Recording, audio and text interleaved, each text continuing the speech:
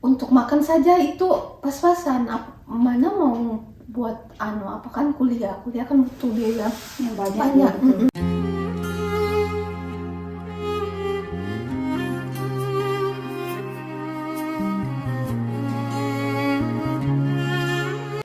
Bismillahirrahmanirrahim. Assalamualaikum warahmatullahi wabarakatuh. Welcome to our channel. Oke, teman-teman, sekarang hari ini kita kedatangan bintang tamu kita. This is PhD program ya. Ini adalah mahasiswa S3 di Ehime University dengan beasiswa Max Scholarship ya. Oke, dosa-dosa tolong perkenalkan diri dulu. Nama Ayang-ayang, kalau nama ayangnya ada boleh. Yang mana yang haram? Oh, haram puasa, haram pacaran. Oh gitu, oke, coba diperkenalkan diri dulu. Perkenalkan teman-teman, nama saya Irma Jamaluddin, nama lengkapnya. Harus ada nama papa kan di belakang. Panggil aja Irma. Terus apa lagi? Ayang enggak ada, kan enggak boleh pacaran dalam Islam. Dahsyat. Dulu kampusnya di mana nih? Sebelum ini kan S3 ya di Ehime University. Sebelum di Ehime University dulu dari mana kampusnya? Kampus asalnya? Kampus asalnya itu dari Universitas Hasanuddin, Makassar, Sulawesi Selatan, Indonesia. Jauh ya. Iya. Ternyata rumah kita jauh ya. Sekali-sekali kita main nanti. Iya kan, sekarang kan zaman udah canggih, naik pesawat tinggal berapa menit sampai. Gitu ya. Yang penting ada duit gitu ya. Aduh ya Allah, mahasiswa. Oh ya, bisa sampai kuliah di Jepang kok bisa sih? Ini latar belakang kuliahnya kayak saya sendiri ya.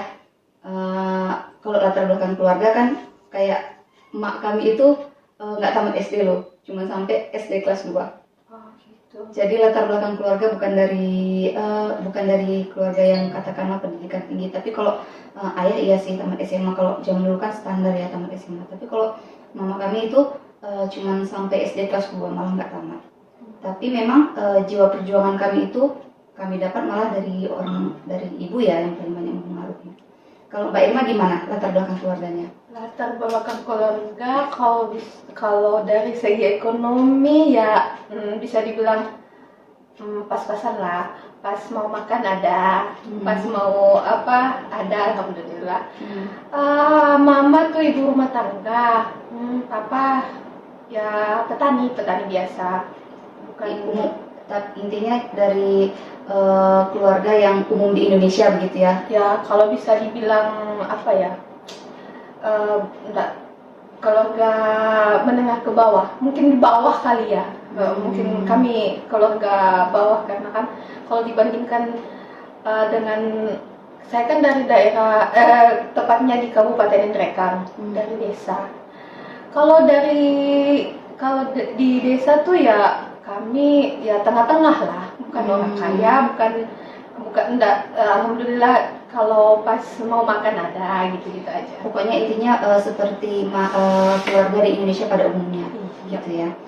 Kalau segi pendidikan ya tadi pendidikan mama tuh alhamdulillah dia kalau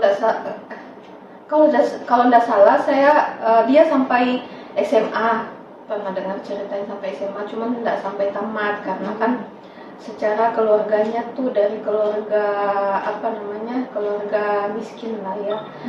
Saudaranya banyak, ada 8 orang. Terus tapi mama tuh semangat belajarnya itu kuat. Mungkin turunan dari kakek saya, karena tuh kakek saya tuh pernah pesan yang bisa mengangkat derajat keluarga kita itu bukan cuma sekedar dari harta, tapi yang bisa mengangkat derajat keluarga kita itu dari pendidikan. Mungkin kita bisa punya banyak tanah, punya banyak harta, tapi kadang kakek itu bilang itu ndak ada gunanya kalau ndak ada ilmu. Itu bakalan habis kalau misalnya ndak pakai ilmu. Terus papa alhamdulillah tamat SMA, mama mungkin ndak sampai tamat SMA karena menurut cerita mama tuh dulu waktu SMA tuh kan saudaranya banyak. Kalau misalnya mau sekolah kan butuh biaya. Jadi tuh dia dia sambil nanam-nanam tanaman buat dijual di pasar, buat biayain sekolahnya sendiri, karena dia nggak bisa berharap sama kakek sama nenek, soalnya saudaranya kan banyak. Terus jadi dia kayak bertani sendiri, terus buat kayak kue-kue, terus dia bawa ke sekolah kalau pagi. Jadi dari jualannya itu dia pakai buat sekolah. Jadi intinya bukan dari keluarga banyak ya yang punya privilege apa. Oh bisa kuliah ke luar negeri ya, karena bisa misalnya difasilitasi. Kuliah ke luar negeri harus les bahasa Inggris, harus les bahasa Jepang, harus jadi orang tua harus mengeluarkan uang banyak supaya bisa bukan dari yang seperti itu ya. Sama kita tos dulu. Oke, jadi artinya kita ini sebenarnya dari keluarga yang biasa-biasa saja, pendidikan biasa-biasa saja, tapi kita adalah orang-orang yang dibesarkan oleh orang tua yang mempunyai cita-cita yang besar, gitu ya. Oke, terima kasih. Kemudian S1, S2 dulu ya di Universitas Indonesia. S1-nya gimana? Biaya sendiri atau beasiswa atau bagaimana? Bisa S1-nya selesai? Tuh S1 tuh nggak nyangka loh, jangankan S3 yang sekarang ya, alhamdulillah. S1 aja tuh bersyukur sekali bisa selesai. Soalnya kalau mikir-mikir lihat kondisi keluarga, terus adik-adik juga masih pada sekolah. Saya kan anak pertama, adik-adik itu masih pada kecil, masih pada sekolah. Terus saya mikirnya ya sudahlah, kalau memang bukan rezekinya kuliah ya sudahlah, enggak apa-apa. Tapi mungkin karena semangat dari mama kan, mama semangatnya kalau bisa dibilang kalau soal pendidikan kayaknya memang selalu menyemangati kan. Jadi kalau pada saat mau pas lulus SMA tuh ya kayak apa ya, ya udahlah, kalau memang bukan rezekinya enggak apa-apa. Tapi pada saat itu ya tetap disuruh daftar aja kan, disuruh. Terus sampai saya dengarkan cerita mama, kata mama tuh kita ndak mau menjanjikan dia bisa kuliah karena untuk makan saja itu pas-pasan, mana mau buat apa kan kuliah kan butuh biaya yang banyak. Terus sampai mama tuh bilang gini sama papa, ya udahlah ndak apa-apa, biarkan saja dia daftar dulu, yang penting lega perasaannya kan, mikirnya tuh gitu, paling entar juga nggak lulus. Jadi ya sudah, biarkan saja dia daftar dulu, ya sudah, untuk menyenangkan hati saya saja katanya. Pas ikut daftar SBMPTN dulu ya. SBMPTN. Pas daftar ikut tes lulus. Lah mama tuh kaget. Bukan mama yang kaget, papa. Bagaimana itu anakmu lulus loh? Gimana mau cari uang gimana? Baru tahu rasa ngasih harapan. Terus sekarang dia lulus, bagaimana tuh? Jadi tuh sampai pusing katanya itu hari. Jadi bilangnya gini, ya sudahlah, sampai dibilang itu kan di kebun kan ada pohon tuh, ada pohon yang udah gede, katanya udah tebang pohon itu, jual kayunya ke orang, nanti biayanya buat dia daftar, biarkan aja dia daftar kuliah dulu. Ya udahlah, jadi kayu tuh dipotong katanya, terus dijual kan sama orang buat biaya pendaftar. Ternyata nggak cukup. Ya, terus gimana? Mama tuh mungkin kok jadi mama tuh apa ya, sampai ke orang-orang tanya satu persatu siapa yang mau pinjamkan uang buat daftar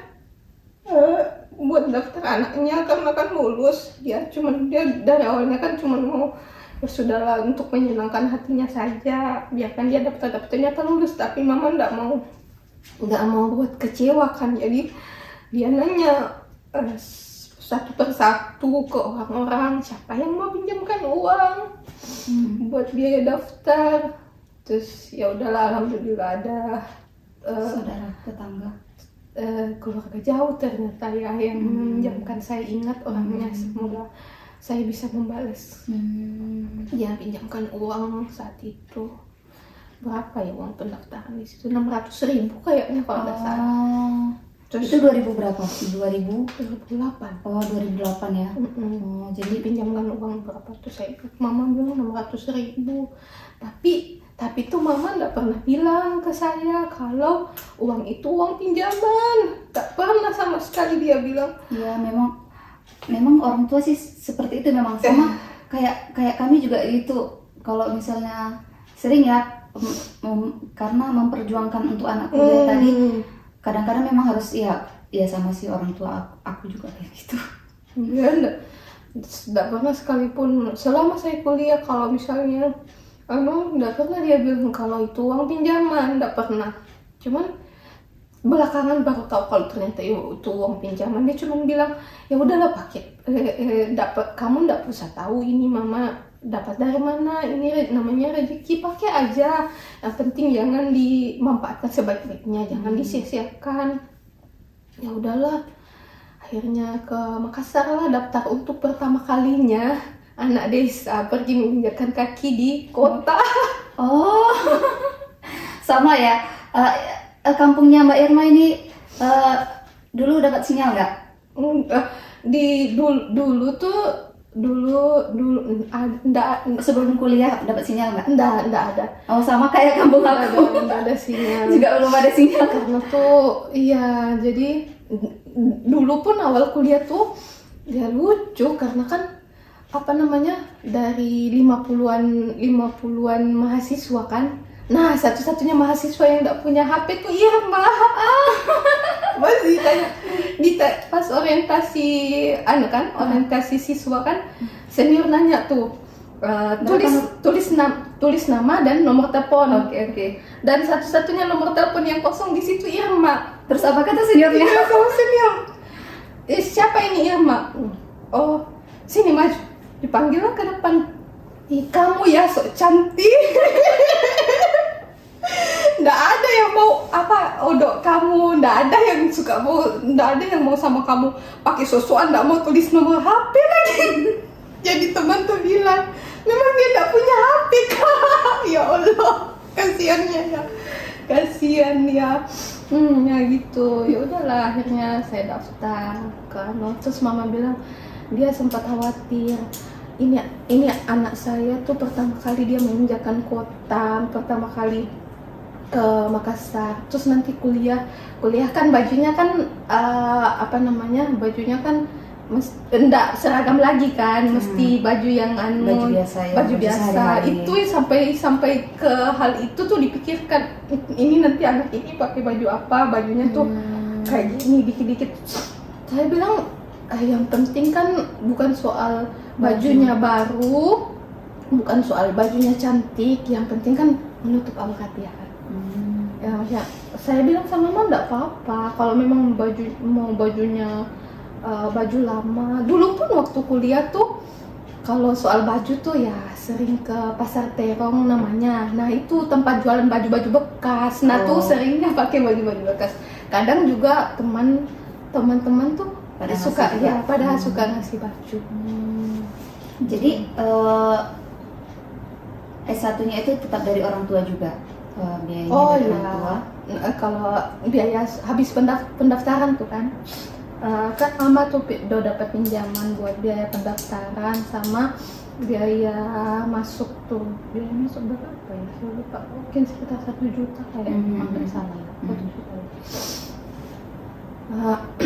Itu ternyata pinjaman yang nggak pernah mama bilang kalau itu pinjaman, sama hasil jual emasnya ya kalau nggak salah.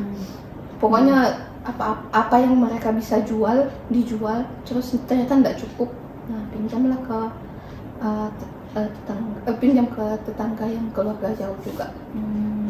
Terus pas kuliah tuh ya uruslah beasiswa BBM, beasiswa untuk atau PPA. Pada saat itu saya urus Super Smart. Waktu itu udah ada di IMISI belum sih ya? Belum Ada. ya? Ada juga ya? Sudah ada. Oh, Super Smart Ya kalau nggak salah. Nah, itu Super Smart kayak namanya. Saya lupa beasiswa apa. Cuman tuh katanya tuh beasiswa tuh sampai selesai, tapi entah dari sistemnya kayak yang salah atau mungkin dari administrasi yang salah, saya cuma dapat 1 semester. Setelah itu tidak lanjut. Tapi untuk semester 1 alhamdulillah dapat. Terus di semester kedua? Alhamdulillah Tuhan mungkin selalu punya jalan ya. Semester selanjutnya tuh semester 1 semester 2 dapat. Semester 1 tuh dibayarkan dari uang pinjaman mama, semester 2 dapat beasiswa. Semester 3 tuh saya mungkin Tuhan selalu mempertemukan dengan orang-orang baik ya. Jadi tuh terus lanjut. Jadi tuh dikasih dipertemukan sama boleh sebut nama? Ted gitu ya. Gitu. Dosen kah atau saudara kah atau dosen ya? Dipertemukan sama dosen. Salah satu dosen yang baik hati. Dan sejak saat itu alhamdulillah saya dipekerjakan kan jadi asistennya, dan dari bekerja sebagai asisten beliau tuh asisten di laboratorium, dan asisten seperti mempersiapkan praktikum atau apa, pokoknya semua yang disuruhkan. Intinya asisten dosen gitu ya. Oke. Nah, oleh asisten dosen dari Bapak Profesor yang baik hati Ted gitu ya. Oke.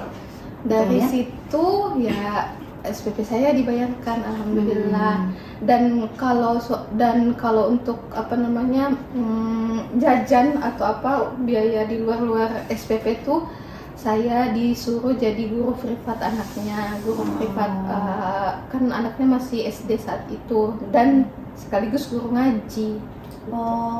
Jadi untuk SPP dibayarkan oleh Bapak dosen tersebut. Tapi Mbak Irmanya jadi asisten dosen, mulai menyiapkan praktikum, alat-alat praktikum, semuanya lah pokoknya ya, yang berkaitan sama pekerjaan Bapak itu di kampus lah gitu ya. Kemudian untuk jajan dan lain sebagainya, itu guru privat dari anaknya dan guru mengaji. Tinggalnya kosnya? Alhamdulillah kalau mahasiswa dari Kabupaten Nrekang tuh kami ada asrama. Jadi asrama tuh khusus untuk pelajar dari Kabupaten Nrekang. Terima kasih Bapak Kabupaten Nrekang. Gratis, jadi cuma bayar air dan listrik. Pause, Sali kayaknya mau sholat. Masih bisa ya? Oke. Begitu. Jadi kemudian S2-nya gimana? S2-nya? Terus habis S1 tuh banyak lah liku-likunya ya pokoknya. Tapi intinya jadi asisten untuk SPP dari asisten dosen dari Bapak itu, kemudian untuk jajan-jajan lain-lain itu ngajar privat anaknya. Kemudian untuk S2-nya? Sebelum S2 tuh saya kerja kan, karena kan udah saya sudah bilang udah sampai sini, udahlah tamat S1 aja udah alhamdulillah gitu. Udah alhamdulillah.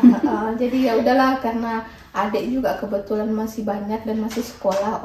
Saya mikirnya tuh saya harus bantu orang tua menyekolahkan adik-adik, jangan egois ya, masa cuma saya. Terus habis itu kerja 3 tahun sambil bantu orang tua buat sekolahkan adik-adik. Kemudian setelah 3 tahun tuh balik lagi, terus daftar lagi di NGO yang lain, cuman sambil nunggu pengumuman kelulusan di salah satu NGO yang saya daftar tuh, saya dipanggil ke kampus sama bapak yang pernah sekolahkan saya. Dipanggil bantu-bantu, katanya daripada Irma nganggur, mending kembali ke kampus bantu-bantu saya. Nah, pada saat itu ternyata ada pendaftaran magister. Disuruhlah daftar. Dibilang, saya sebenarnya sih tahu diri kan, saya enggak punya apa-apa, enggak punya laptop, uang pun enggak punya, karena kan secara saya udah enggak kerja lagi kan. Terus intinya ini masih nunggu ini selanjutnya nunggu pengumuman dari pekerjaan sebelumnya. Saya itu mikirnya ya sudahlah, saya kerja saja sambil bantu mama papa nyekolahkan adik-adik. Terus apa ya? Dipanggil oleh si Dipanggil bapak. si bapak itu suruh daftar. Ya udah daftar aja dulu. Ya udahlah saya ikut Intinya aja. pokoknya daftar aja dulu ya, dan Daftar S1 aja dulu, iya. S1 juga daftar aja dulu. Iya. Jadi teman-teman gitu ya, daftar aja dulu. Masalah lulus belakangan itu. Kalau udah lulus baru kita berpikir bagaimana ini ya. Tapi insya Allah kok selalu ada jalan kok. Kalau Allah udah tunjukkan jalannya tuh, prosesnya tuh dikasih tahu juga tuh sama Allah. Terus gimana Mbak Ma selanjutnya? Karena kan awalnya tuh saya cuma mikir bilang sama Tuhan, ya udahlah cukuplah, udah syukur udah lulus S1, ya udahlah saya kerja aja bantu orang tuanya kalau kan adik-adik. Nah, udah disuruh daftar, ya udahlah ikut alur aja, daftar aja dulu. Dan ternyata pengumuman S2 itu mendahului pengumuman pekerjaan. NGO tadi. Iya, padahal saya lebih duluan daftar NGO daripada S2 itu. Nah, teman-teman yang lain yang Terima bersama, kasih NGO, Anda terlambat. ternyata Teman-teman yang lain. teman-teman yang lain dari